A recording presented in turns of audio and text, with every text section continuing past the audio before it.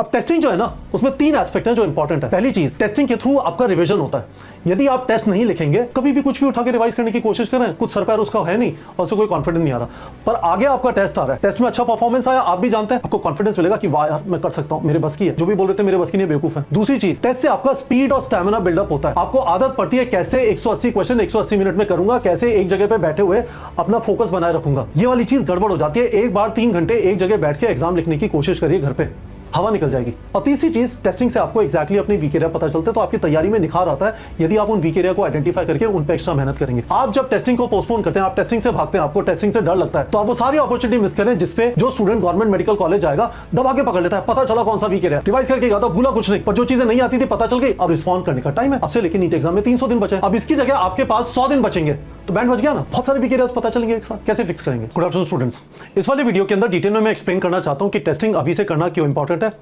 Testing regularly करना क्यों important है, और टेस्टिंग से पहले, टेस्टिंग के दौरान और टेस्टिंग के बाद क्या करना है। आराम से इस वीडियो को देखिए, थोड़ा लॉन्गिश वीडियो होगा।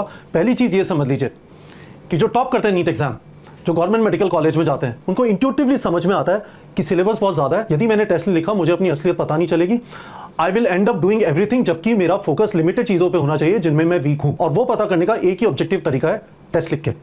तो इसलिए यदि आप टेस्टिंग से डरते हैं, मैंने भी जब आईटी का एग्जाम दिया था, it was not easy, I did not test much, but मैंने सीखा टेस्टिंग के बिना आपको कंटिन्यूअसली अंदर से डर लगा रहेगा कि मेरी तैयारी ठीक चल रही है नहीं चल रही। एक बार रोक के बताइए क्या आपको कोई प्रॉब्लम होती है कि आप पढ़ रहे हैं, आप क्वेश्चन भी प्रैक्टिस कर रहे हैं, पर वो कॉन्फिडेंस नहीं आ रहा।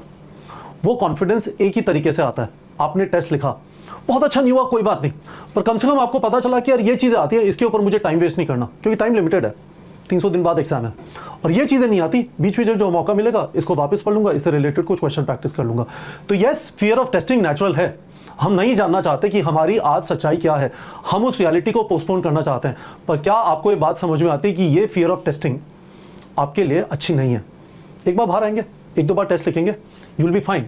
इनफैक्ट इसी फियर ऑफ टेस्टिंग को खत्म करने के लिए हम लोग नीट प्रेप के टेलीग्राम चैनल पर हर दूसरे दिन 20-20 क्वेश्चन के टेस्ट अपलोड कर रहे हैं, और ये 20-20 क्वेश्चन के टेस्ट का सिलेबस अलाइंड है अगले वाला जो टेस्ट आएगा 180 क्वेश्चन का। फॉर एग्जांपल अब जो अगला टेस्ट होगा वो 9 अगस्त को होगा, तो हम कोशिश करें कि उससे पहले आपको 20-20 क्वेश्चन के टेस्ट करा दिया जाए, उससे थोड़ा कंफर्ट बिल्डअप हो जाएगा। तो ये तो पहली बात हो गई।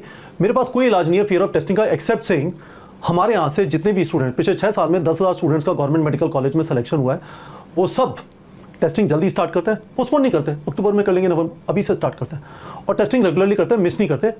कभी कभी आपका थोड़ा बहुत सिलेबस मिसमैच होगा, कोई बात नहीं, उन वाले मार्क्स को इवैल्यूएट ही मत करिए। फॉर एग्जांपल आपका सिलेबस मिसमैच की वजह से आप 180 क्वेश्चन में से 15 क्वेश्चन नहीं कर पाए, तो आप अपने मार्क्स 165 में से कैलकुलेट कर सकते हैं ना। टेस्टिंग की तो कभी भी कमी नहीं होगी, बहुत सारे लोग टेस्टिंग करा रहे होंगे, पर आप जब टेस्ट मिस करते हैं तो आप एक अपॉर्चुनिटी मिस कर रहे हैं खुद को इवैल्यूएट करने की, ठीक है। तो ये पहली बात हो गई। दूसरी चीज, टेस्टिंग इंपॉर्टेंट क्यों है जरा समझिए। मैंने पहले एक वीडियो में, जिसमें मैंने कहा था, बहुत सारे लोग मेरे से पूछते थे उपलक्ष्य का वीडियो देखने के बाद, सर मैं भी 90,000 क्वेश्चन सॉल्व कर लूं तो क्या मेरा भी उपलक्ष्य जैसा स्कोर आ जाएगा क्या, 711 आउट ऑफ 720। आपने पहले भी इस वाले चैनल पे मेरे इंटरव्यूज देखे होंगे, टॉपर्स के साथ खूब सारे क्वेश्चन प्रैक्टिस करते हैं। पिछले साल मृणाल किशोर झा, जिसका रैंक 4 था, उसने टारगेट बैच से 1 लाख से ज्यादा क्वेश्चन प्रैक्टिस किए थे। तो मैंने आपको बताया था नहीं, that is just one factor, कितने आपने क्वेश्चन प्रैक्टिस किए। दूसरा फैक्टर जो इंपॉर्टेंट होता है वो है करेक्ट परसेंटेज। इसका मतलब ये नहीं कि हर बार आपसे क्वेश्चन सही होना चाहिए, पर इसका मतलब ये है कि जब क्वेश्चन गलत होता है वो एक इंडिकेशन है कि आपको यहाँ पे ज्यादा पढ़ के और क्वेश्चन प्रैक्टिस करना है। जिनका सिलेक्शन होता है कॉलेजेस में, वो इसके बारे में बहुत ही ज्यादा रिगरस होते हैं, वो अपॉर्चुनिटी मिस नहीं करते कि एक बार पता चल गया वीक है, इसके ऊपर ज्यादा से ज्यादा प्रैक्टिस करना है। उपलक्ष्य गोयल ने 917 डीपीपी जनरेटर, हमारे टारगेट बैच में एक फीचर है जहां पे आप टॉपिक वाइज 30 क्वेश्चन जनरेट कर सकते हैं। 917 डीपीपी जनरेट किए थे, 27,000 क्वेश्चन अपने वीक टॉपिक्स पे किए, उससे उसका करेक्ट परसेंटेज इंप्रूव हुआ। और तीसरी चीज जो होती है टेस्ट स्कोर्स, आपका टेस्ट में क्या स्कोर आ रहा है। अब टेस्टिंग जो है ना, उसमें 3 एस्पेक्ट हैं जो इंपॉर्टेंट है। पहली चीज, टेस्टिंग के थ्रू आपका रिवीजन होता है। यदि आप टेस्ट नहीं लिखेंगे, कभी भी कुछ भी उठा के रिवाइज करने की कोशिश करें, कुछ सर पैर उसका है नहीं और उससे कोई कॉन्फिडेंस नहीं आ रहा, पर आगे आपका टेस्ट आ रहा है, टेस्ट में अच्छा परफॉर्मेंस आया, आप भी जानते हैं, आपको कॉन्फिडेंस मिलेगा कि वाह यार मैं कर सकता हूं, मेरे बस की है। जो भी बोल रहे थे मेरे बस की नहीं, बेवकूफ है। और टेस्ट में अच्छे स्कोर के लिए ये नहीं होना चाहिए कि टेस्ट के दौरान आपको कुछ भी याद नहीं रहा क्योंकि आपने बहुत पहले पढ़ा था। This is how your revision gets enabled, जिसको हमने पहले राउंड 2 प्रिपरेशन के नाम से बताया। आप टेस्ट के पहले रिवाइज करेंगे एक्जैक्टली वही चैप्टर जो टेस्ट में आ रहा है, और आपकी रेगुलरली टेस्टिंग होगी, जल्दी टेस्टिंग स्टार्ट हो रही है तो रेगुलर रिवीजन भी हो रहा है। तो टेस्टिंग के बहाने रिवीजन होता है, पहली चीज। दूसरी चीज, टेस्ट से आपका स्पीड और स्टैमिना बिल्डअप होता है। आपको आदत पड़ती है कैसे 180 क्वेश्चन 180 मिनट में करूंगा, कैसे एक जगह पे बैठे हुए अपना फोकस बनाए रखूंगा। ये वाली चीज गड़बड़ हो जाती है। एक बार 3 घंटे एक जगह बैठ के एग्जाम लिखने की कोशिश करिए घर पे, हवा निकल जाएगी। It requires as much stamina as any other rigorous activity, समझिए। और तीसरी चीज, टेस्टिंग से आपको एग्जैक्टली अपनी वीक एरिया पता चलता है, तो आपकी तैयारी में निखार आता है यदि आप उन वीक एरिया को आइडेंटिफाई करके उन पे एक्स्ट्रा मेहनत करेंगे। So that is why testing is very very important. आप जब टेस्टिंग को पोस्टपोन करते हैं, आप टेस्टिंग से भागते हैं, आपको टेस्टिंग से डर लगता है, तो आप वो सारी अपॉर्चुनिटी मिस करें जिसपे जो स्टूडेंट गवर्नमेंट मेडिकल कॉलेज जाएगा दबा के पकड़ लेता है। पता चला कौन सा वीक एरिया, रिवाइज करके गया था, भूला कुछ नहीं, पर जो चीजें नहीं आती थी पता चल गई। अब रिस्पॉन्ड करने का टाइम है अब से, लेकिन नीट एग्जाम में 300 दिन बचे हैं। अब इसकी जगह आपके पास 100 दिन बचेंगे, तो बैंड बच गया ना, बहुत सारे वीक एरियाज पता चलेंगे एक साथ। कैसे फिक्स करेंगे? I hope you understand guys. Again video को रोके, वीडियो के कमेंट सेक्शन में बता दीजिए, ठीक है। तीसरी चीज, मैं 3 चीजों को कवर करना चाहता हूं। टेस्ट से पहले रिवाइज कैसे करना है, टेस्ट के दौरान 3 राउंड मेथड कैसे अप्लाई करना है, और खासकर स्टूडेंट से कहा कि सर पिछले बार वाला आपका जो 3 राउंड मेथड था ना, वो पेन पेपर ओएमआर फॉर्मेट के हिसाब से ठीक था, अब एनटीए सीबीटी फॉर्मेट के हिसाब से कैसे करेंगे वो बता दीजिए। और तीसरी चीज, पोस्टमार्टम कैसे करना है ना। मैं तीनों चीजों को कवर करना चाहता हूं। पहली चीज रिवीजन है, तो ऐसे सोचिए आपका जो 9 अगस्त को टेस्ट है ना, एक बार ड्रॉपर्स का देख लेते हैं। Same logic applies to freshers as well as, अभी ड्रॉपर्स का सिलेबस थोड़ा कम है ना, 2028 एस्पिरेंट्स का भी कम है, 2027 फ्रेशर्स का थोड़ा ज्यादा है क्योंकि हम 11th का रिवीजन करा रहे हैं अभी, है ना। तो देखिए कितने चैप्टर आ रहे हैं, mathematical tools, units and measurement, chemistry में solution, thermodynamics 2 2 4, cell unit of life, cell cycle, cell division, structure 4 और 3 7 चैप्टर आ रहे हैं, है ना, 7 चैप्टर। अब से करीब 28 दिन बचे हैं, ठीक है। तो रिवीजन में आप लोग क्या क्या करेंगे? आपको अपने लेक्चर्स नहीं देखने वापस, आपको वापस पूरी एनसीईआरटी नहीं पढ़नी, आपको एमसीक्यू नहीं करने सारे वापस, अपने नोट्स पलटने, फ्लैश कार्ड में चले जाइए, आधा घंटे के अंदर एनसीईआरटी के पूरे फैक्ट्स रिवाइज कर लीजिए, अपनी फॉर्मुला शीट देनी है, अपनी फैक्ट शीट देखनी है, अपने बुकमार्क क्वेश्चन देखने हैं, अपने इनकरेक्ट क्वेश्चन देखने हैं, मिनी क्वेश्चन बैंक के क्वेश्चन कर लीजिए। सारी चीजें नहीं करनी है क्योंकि आपको 28 दिन के अंदर जो भी चैप्टर अगले टेस्ट में आ रहे हैं उनको रिवाइज करना है, जिससे आपको एग्जाम के दिन याद रहे। बिफोर टेस्ट का मतलब है रिकॉल होना चाहिए, आपके पास ये रीजन नहीं होना चाहिए कि मेरा टेस्ट में इसलिए अच्छा परफॉर्मेंस नहीं हुआ क्योंकि मुझे चीजें याद नहीं थी। क्योंकि आप याद रखेंगे, आपका टेस्ट में परफॉर्मेंस अच्छा हुआ, कॉन्फिडेंस ऊपर भाग जाएगा। Very very important. और कोई चीज इस टाइम पे आपको वो मोटिवेशन नहीं देगी जो टेस्ट में अच्छा परफॉर्मेंस देगा। पहली बात हो गई। ये दिखाता हूं मैं 3 राउंड मेथड आप कैसे अप्लाई करेंगे। तो एक बार इधर आ जाइए, मैं neeta.com पे आपको लेके चलता हूं, ठीक है ना। यहाँ पे आप आए, गो टू कोर्स पे आए, यही आपका कोर्स है। नीचे आप स्क्रॉल करेंगे तो ये आने वाले टेस्ट है। अगला वाला टेस्ट 9 अगस्त को है। सिलेबस देख लीजिए जो मैं आपको भी दिखा रहा था, वही 7 चैप्टर, ठीक बात है। लाइव टेस्ट में आ जाइए। ये वाला टेस्ट आप लोगों ने इस बार अटेम्प्ट किया, अटेम्प्ट नाउ पे क्लिक करिए, है ना। एनटीए सीबीटी मोड का ऑप्शन आएगा। आपके अब से जो टेस्ट होंगे सेंटर्स पे या घर पे, सब एनटीए सीबीटी मोड में होंगे। इस बार भी जिन्होंने घर से दिया उनका तो एनटीए सीबीटी मोड में था। तो देखिए इसमें 3 राउंड मेथड क्या आएगा। तो एक बार ध्यान रखिएगा कि 3 राउंड मेथड हमारा क्या था। फिलोसॉफिकली आपको मैं एक बार वापस समझा देता हूं। पेपर मुश्किल हो सकते हैं, आपका पहला काम यह है कि सारे इजी क्वेश्चन अटेम्प्ट कर लें। तो हम लोगों ने उसके लिए क्या किया, तो आइडियली होना ही चाहिए पेपर आपको ऐसे अटेम्प्ट करना चाहिए। पहले आप इजी क्वेश्चन करेंगे, फिर आप मीडियम करेंगे और फिर आप डिफिकल्ट करेंगे। सही बात है, everyone would agree, what is there to disagree. पर पेपर में क्वेश्चन के ऊपर देखो, इस क्वेश्चन पे लिखा हुआ है क्या, इजी है, मीडियम है, डिफिकल्ट है, नहीं लिखा हुआ। तो आप क्या करते हैं, आप क्वेश्चन देखते हैं, आप कहते हैं हाँ यार ये वाला क्वेश्चन मेरे से हो जाएगा, टिक करते हैं, सेव एंड नेक्स्ट। आप 100% कॉन्फिडेंट है, ग्रीन हो गया, बात सही। क्या यार ये क्वेश्चन कुछ समझ में नहीं आ रहा, है ना। तो आप क्या करते हैं, आप नेक्स्ट पे जाते हैं, आपने अटेम्प्ट नहीं किया, ये वर्स्ट क्वेश्चन है। तो इजी मीडियम डिफिकल्ट का एक दो और मार्क कर लेते हैं, फिर मैं आपको बताता हूं। ये वाला क्वेश्चन आपने सॉल्व किया, आंसर आ गया, पर आप कॉन्फिडेंट नहीं हो, आप वापस चेक करना चाहोगे, ठीक है। हाँ कर तो सकता हूं पर मैं अटकूंगा नहीं इसके ऊपर। तो आप क्या करेंगे, mark for review and next, देखो, ठीक है। तो अब मैं आपको यहां पे आ जाता हूं, चलो देखो, ये वाले जो क्वेश्चन है ये आपके इजी क्वेश्चन है। आता है, अटेम्प्ट किया, सेव एंड नेक्स्ट किया, आगे बढ़ते गए, 180वें क्वेश्चन पे गए। जब आप वापस आए, आपको ये दोनों टाइप के देखने हैं। तो ये आपका टिक एंड अटेम्प्ट है ना। जो मैं पेन पेपर ओएमआर में बताता था, टिक एंड अटेम्प्ट, है ना। ये इजीएस्ट क्वेश्चन है। ये वाला जो क्वेश्चन है ये उसके बाद है, ये आपको वापस अटेम्प्ट करना है। तो ये आपके सर्किल्ड क्वेश्चन है, जो आप वापस 180th क्वेश्चन पे आके फिर क्वेश्चन नंबर 3 और 4 अटेम्प्ट करेंगे। 2 जो है वर्स्ट क्वेश्चन है। तो अब आप ये वाले क्वेश्चन है एंड तक करेंगे 180th क्वेश्चन तक, फिर वापस आएंगे और उसके बाद ये सारे रेड वाले करेंगे। रेड वाले आपके क्रॉस क्वेश्चन हो गए, दीज आर वर्स्ट। तो हमने इजी मीडियम डिफिकल्ट किया था, समझ में आया? सोच लो एक बार, किसी भी क्वेश्चन पे अटकना नहीं है। आपको लगता है बहुत डिफिकल्ट है, आपने नेक्स्ट किया, आगे बढ़ गए, रेड हो जाएगा, ठीक है। आपको कोई चॉइस लग रही है, आपने चॉइस मार्क की, save and mark for review, ये आ जाएगा। और आपने कोई चॉइस मार्क नहीं की, मार्क फॉर रिव्यू नेक्स्ट, तो ये वाला आ जाएगा। सही है? तो ये क्वेश्चन अटेम्प्ट करते जा रहे हैं, इनको फिर 180th क्वेश्चन पे वापस आके ये पर्पल वाले अटेम्प्ट करेंगे, और फिर सारे पर्पल अटेम्प्ट करने के बाद आप वापस आके रेड वाले अटेम्प्ट करेंगे। इससे आपने ये इंश्योर किया कि आपने सबसे पहले सारे आसान क्वेश्चन अटेम्प्ट कर लिया, फिर आपने मीडियम लेवल अटेम्प्ट किए जो ये पर्पल वाले हैं, फिर आपने वापस आके रेड वाले अटेम्प्ट किए। मुझे वीडियो के कमेंट सेक्शन में बता दीजिए आपको समझ में आ गया क्या। इसका लॉजिक बहुत सिंपल सा है। 2025 का पेपर बहुत मुश्किल था, 26 का भी बहुत मुश्किल था। 25 के पेपर में ज्यादातर स्टूडेंट जिनसे मेरी बात हुई उनके साथ प्रॉब्लम ये हुई कि वो ये सोच के गए थे कि कट ऑफ 650 होगा, पेपर बहुत आसान आएगा, हर क्वेश्चन से जूझ गए, और फिर देखा कि 10 मिनट बचे और अभी भी 60 क्वेश्चन बचे हुए हैं, लोग के 50-50 क्वेश्चन छूट गए। और ऐसा हो सकता है कि उन 50 क्वेश्चन में ये ग्रीन टाइप के आसान क्वेश्चन हो जो आप अटेम्प्ट नहीं कर पाए। जो समझदार लोग थे वो क्वेश्चन पे अटके नहीं। ये चीज मैं 3 राउंड वाली बहुत टाइम से बोल रहा हूँ।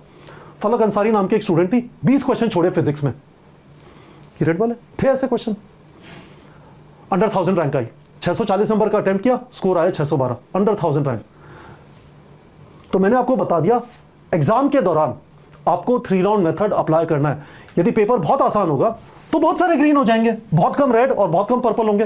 पेपर बहुत मुश्किल होगा तो हो सकता है ग्रीन आपके 120, 122, 125 क्वेश्चन हो। 125 ग्रीन होने का मतलब है आपके 500 नंबर आ गए। फिर आपने पर्पल अटेम्प्ट किया, हो सकता है वो 550, 560, 570 पे पहुंच गए, उसके बाद आप रेड पे गए, वो ग्रीन छूट गया, तो सोचो सीधा आप 450 पे अटक जाओगे। That is why most of the people score badly in tough exam, क्योंकि वो अटक जाते हैं, इस चीज की प्रैक्टिस नहीं की होती। This is what you need to do during the exam. और मैं जो बता रहा हूं सुनने में जितना आसान लग रहा है, यदि आपने अटेम्प्ट नहीं किया पेपर्स में अभी से, आप इसे अटेम्प्ट नहीं कर पाएंगे। You need to develop conviction inside yourself.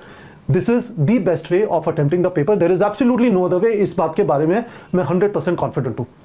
बता दीजिए वीडियो के कमेंट सेक्शन में क्या आपको ये बात समझ में आ गई, और क्या आप कमिट करते हैं कि हाँ पेपर ऐसे ही अटेम्प्ट करेंगे।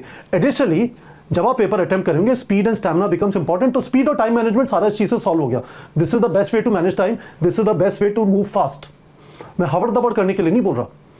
आपको 30 सेकंड में कोई भी क्वेश्चन समझ में नहीं आता कि अंदर जाके बाहर कैसे आओगे, उस पे या तो ये 2 मार्क कर दो या नेक्स्ट कर दो, यार मेरे से तो समझ ही नहीं आ रहा, ये अपने आप रेड हो जाएगा। ठीक है, वापस आ जाते हैं यहाँ पे। तो इसकी बात की मैंने आपको 3 राउंड मेथड बता दिया कि एनटीए सीबीटी फॉर्मेट में कैसे अटेम्प्ट करेंगे।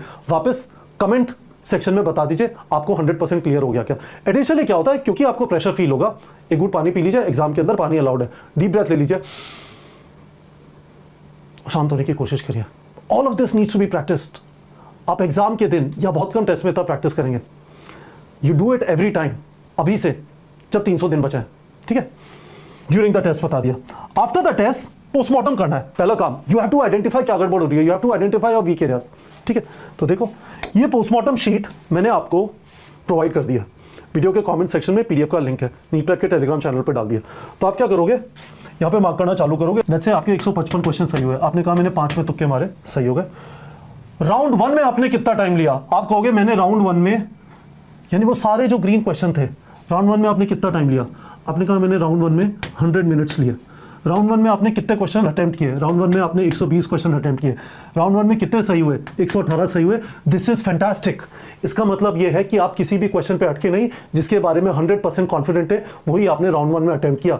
ये क्वेश्चन आपकी जेब में है। This is absolutely beautiful in a tough paper, nothing like this. तो हम इसकी आदत डलवाना चाहते हैं, इसलिए पोस्टमार्टम शीट पे डाला हुआ है। सोचो इसकी जगह आपने ऐसा किया होता कि राउंड 1 में 130 अटेम्प्ट किया, 95 सही हुए, तो आपको समझ ही नहीं आया कि राउंड 1 का मतलब क्वेश्चन में जूझना नहीं है, उसी क्वेश्चन को अटेम्प्ट करना जिसके बारे में आप 100% कॉन्फिडेंट है। अब इनकरेक्ट कितने हुए, आपने कहा कि मेरे 20 इनकरेक्ट हुए और मैंने 5 छोड़ दिए। 20 इनकरेक्ट में किसका कॉन्सेप्ट नहीं आता था, 2 क्वेश्चन थे जिनका कॉन्सेप्ट नहीं आता था। टाइम प्रेशर की वजह से गलती हुई, जल्दबाजी में, एंड में बहुत कम टाइम बचा था, इस वजह से 10 क्वेश्चन गलत हो गए। कैलकुलेशन मिस्टेक 4 में हो गई, याद नहीं आ रहा था, रो का 0। देखो कॉन्सेप्ट तो चलो आपको आता नहीं है, ये आपका 3 राउंड मेथड से सॉल्व हो जाता है, ये आपका 3 राउंड मेथड से सॉल्व हो जाता है, और ये वाला आपका रिवीजन से सॉल्व होगा। मैंने अभी आपको समझाने की कोशिश की। You have to revise before you going to the test.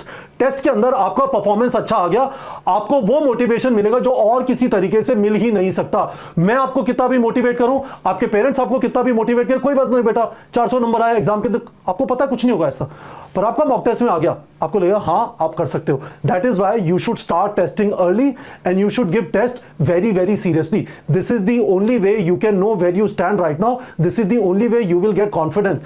जो टॉपर्स होते हैं वो टेस्टिंग को पोस्टपोन नहीं करते, टेस्टिंग अभी से करते हैं। Commit to testing from right now, don't postpone. यदि आप ये सिलेबस देखेंगे, ये ड्रॉपर्स वाला सिलेबस है, एक बार देख लीजिए क्या ये सच में आप नहीं कर सकते हो? कर सकते हो, मैच करेगा।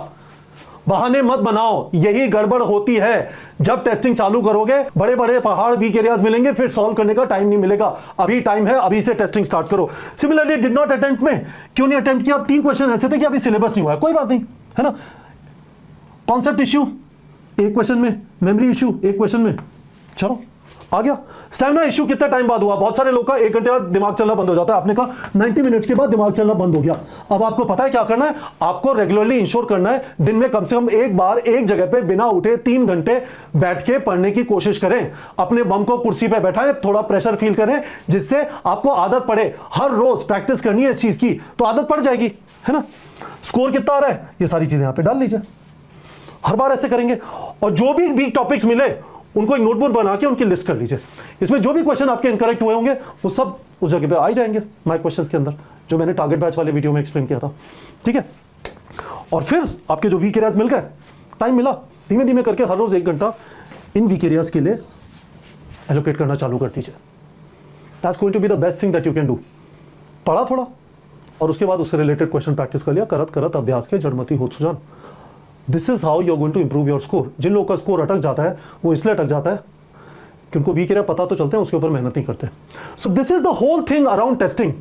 केजी 1000 ग्रुप से मेरा पहला फोकस था, कृपया अपना डेली रूटीन कंट्रोल करने की कोशिश करें। डालें नीट फिट के अंदर कितने घंटे सोए, कितने घंटे का स्कूल, कितने घंटे का कोचिंग, कितने घंटे का सेल्फ स्टडी, कितने घंटे के daily chores, food, bathroom, toilet, travel वगैरह, कितने घंटे का गैजेट टाइम, कितने घंटे का नॉन स्टडी टाइम, कितने पेज के नोट्स लिए।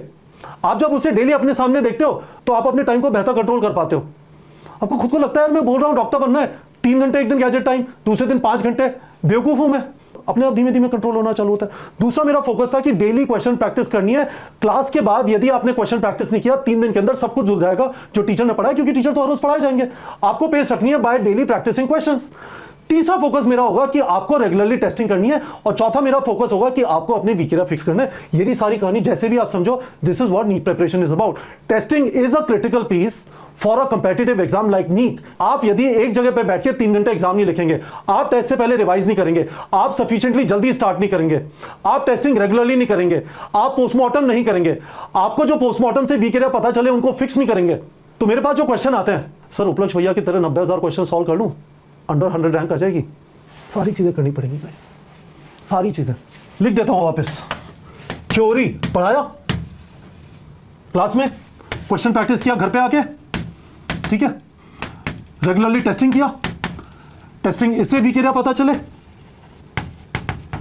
टेस्टिंग से वीक एरिया पता चले, इनको फिक्स किया, उसको बार बार किया, है ना, again and again and again again, हो जाएगा। You have to follow this process guys. Hopefully आप लोग को समझ में आ गया होगा। neetprep.com पे हमारा फोकस क्वेश्चन प्रैक्टिस और टेस्टिंग पे है। 2025 में 8 स्टूडेंट्स का एम्स दिल्ली में सिलेक्शन हुआ था टारगेट बैच से प्रैक्टिस करके, हमारे मॉक टेस्ट लिख के। पिछले 6 साल में 10,000 से ज्यादा स्टूडेंट्स का गवर्नमेंट मेडिकल कॉलेज में सिलेक्शन हुआ है, क्योंकि अल्टीमेटली हर जने को समझ में आता है, वो सब लोग किसी ना किसी कोचिंग में जाते थे और वहां पे भी क्वेश्चन प्रैक्टिस और टेस्टिंग होती थी, पर वो टारगेट बैच ज्वाइन करते थे, वो neetprep.com की क्लासरूम टेस्ट सीरीज ज्वाइन करते थे, क्योंकि एक इंडिपेंडेंट पर्सपेक्टिव, इंडिपेंडेंट इवैल्यूएशन बहुत ज्यादा इंपॉर्टेंट होता है। इन चीजों को आपको अपनी तैयारी का पार्ट बना लेना। मैंने डिटेल में एक्सप्लेन किया why is testing important, why you should start testing now, why you should do testing regularly. Testing के पहले क्या करना है, टेस्ट के दौरान क्या करना है, टेस्ट के बाद क्या करना है। कोई भी सवाल है वीडियो के कमेंट सेक्शन में पूछ सकते हैं, I will be happy to answer. यदि आपको हमारे साथ टेस्टिंग करनी है, मैं स्ट्रांगली रेकमेंड करूंगा करिए। इंडिपेंडेंट टेस्टिंग होगी, क्योंकि पढ़ाते नहीं है, हमारे पास प्रेशर नहीं है कि बच्चा बुरा मान जाएगा उसके यदि कम नंबर आए, तुम टेस्ट इजी बना रहे हैं, ऐसा कुछ भी नहीं है। You will benefit from our evaluation of your current status, नीचे गूगल फॉर्म का लिंक है, भर दीजिए, कोई आपको डिटेल दे देगा सारे हमारी टेस्ट सीरीज के बारे में। ठीक है बच्चों।